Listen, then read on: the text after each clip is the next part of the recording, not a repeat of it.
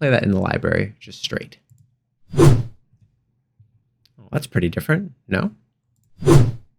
Versus... So how did we change it?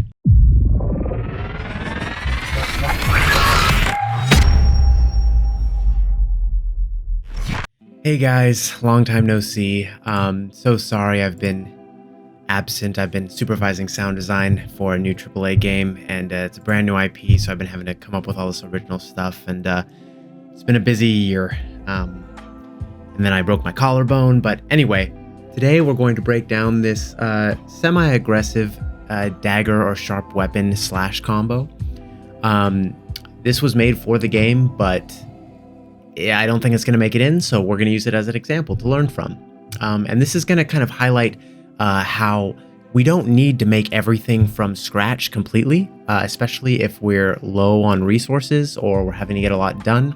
I feel like this tutorial is going to really walk the fine line of being creative and making something unique and original, but also utilizing library assets and finding a way to make it work so those things aren't recognizable anymore.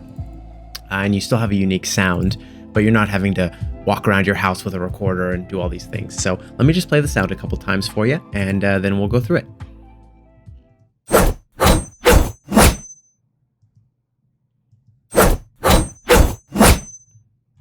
And then we have some variations for the game.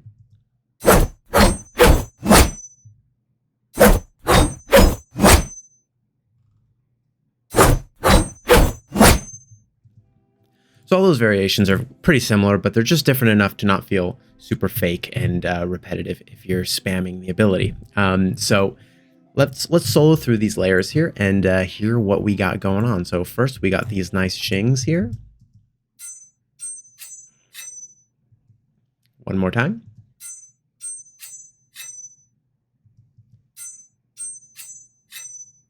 And so these are very clear dagger scrape ring outs that I just have the ring out playing. This is the beginning. This is the whole first file. So that's just someone probably like sharpening a knife or something like that, scraping a knife against something.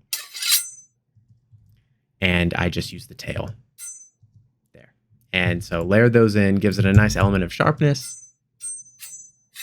It makes it feel like a very pristine, sharp edge. And then we're going to look at these. These are little ads that we have here. Let's just listen to them really quick. One more time. So these are kind of like Foley. They kind of give a bit of cloth movement and a little bit of intensity. And these are taken from, looks like Boom. You can see the CFCK. I think this is the Creature Foley Construction Kit library. We also have, Swipe Attack Bamboo Sticks. We have some cloth movement as well.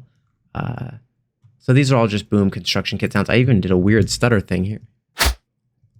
Adds a little bit of grittiness. I doubt you can tell the difference, though. Yep, so I made all those little cuts for nothing. C'est la vie.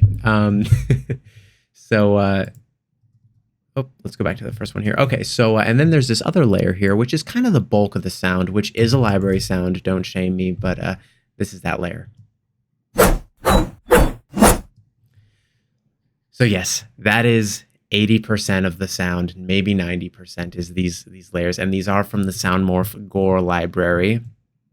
I will link the creator of that library down below. He's an awesome dude, very friendly, very forthcoming with his info. We did modify these files a little bit. They're not straight out of the library, so can't give too much shame. But let's listen to them by themselves again, and then let's play them with the other layers again and hear what those other layers add. I know it's just 10%, but sometimes an extra 10% takes you a long way compared to all the other competition out there. So one more time, just these layers, and then everything together.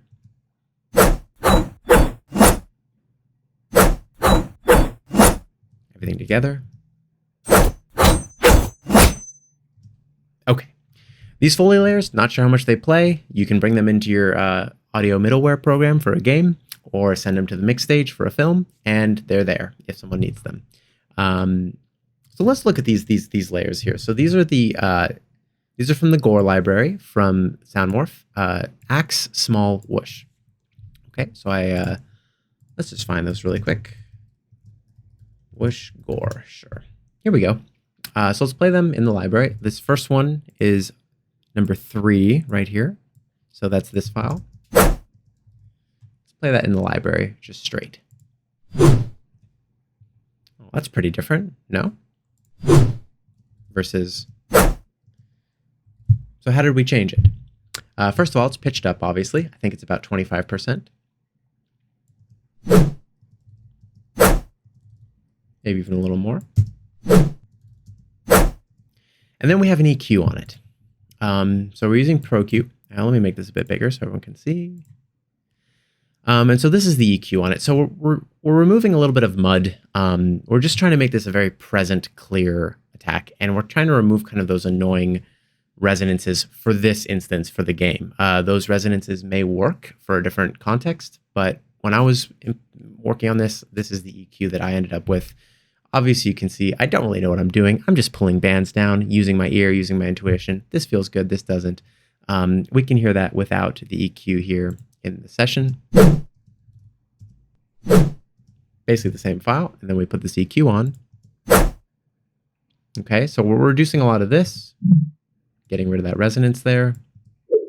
Another resonance thing. We're adding some excitement here. Bring some of that in. Moving a little bit of that for some reason. Probably just felt good. And then bumping a little bit at 65, because why not? And then you end up with this.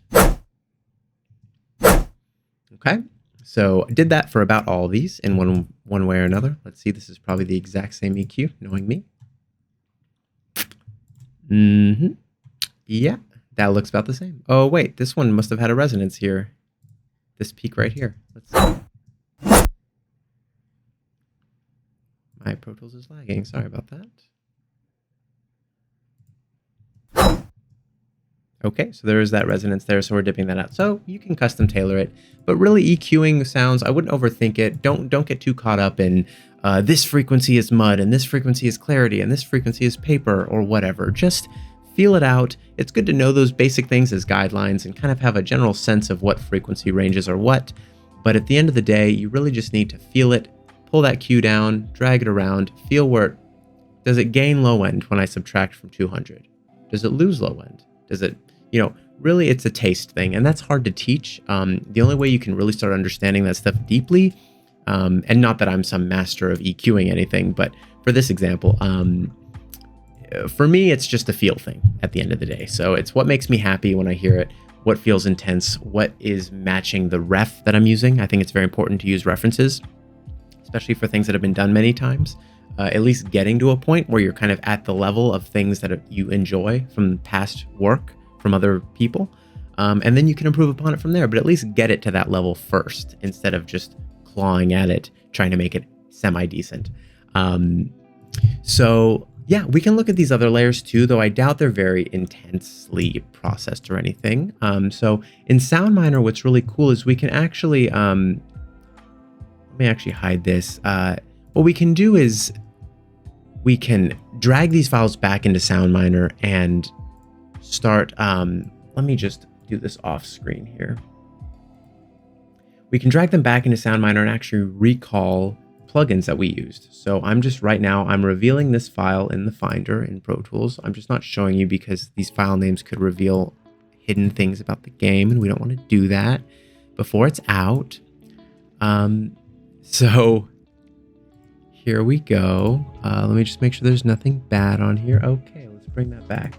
Okay, so let's just open up the RamDB here, and we can drag that right in.